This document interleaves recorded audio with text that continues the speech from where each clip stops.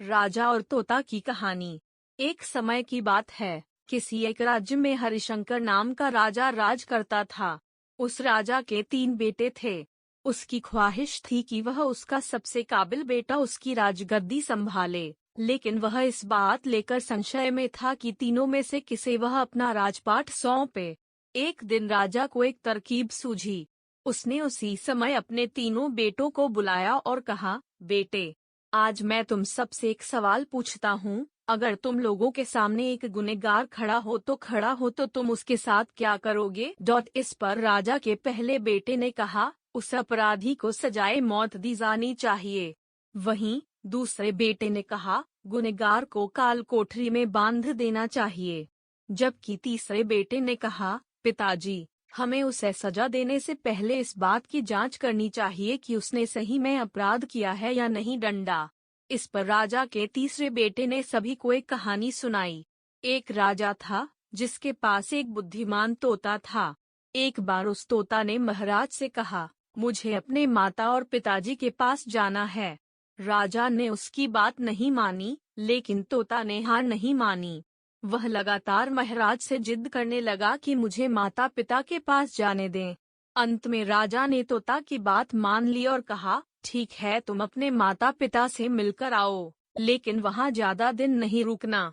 राजा ने तोता को केवल 5 दिन की अनुमति दी और कहा, तुम 5 दिन में अपने परिवार वालों से मिलकर लौट आना। इसके बाद तोता 5 दिन के लिए अपने माता पिता के पास चला गया। छठे दिन जब वह राजा के पास लौट रहा था तो उसने सोचा कि क्यों न वह महाराज के लिए कुछ उपहार ले लिया जाए। फिर वह पर्वत की ओर निकल पड़ा। दरअसल वह महाराज के लिए अमृत फल लेना चाहता था। वहां पहुंचते पहुंचते रात हो गई। तोता ने पर्वत पर पहुंचकर फल तो ले लिया, लेकिन रात हो जाने के कारण वह आगे नहीं बढ़ा और वहीं रुक गया। उस रात जब तोता सो रहा था तभी एक सांप वहां आया और उसने राजा के लिए गए अमृत फल को खाने लगा। सांप ने फल को खाया, इस कारण उस फल में जहर फैल गया था।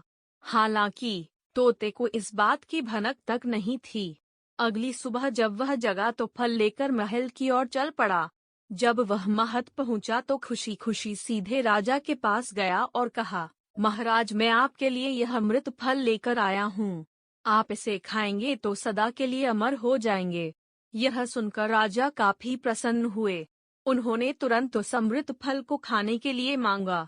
इस पर एक मंत्री ने कहा, जरा रुकिए महाराज, आप इस फल को बिना जांच किए कैसे खा सकते हैं? एक बार यह देख तो लीजिए कि तोता द्वारा लाया गया यह अमृत फल सही है या नहीं। राजा उस मंत्री की बात से सहमत हुआ और कहा कि तुरंत इस फल को एक कुत्ते को खिलाया जाए।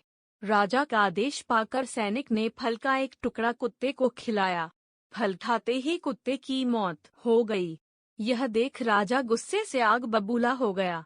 उसने क्रोध में आकर तलवार से तोता के सिर को काट दिया, साथ ही फल को फेंकवा दिया।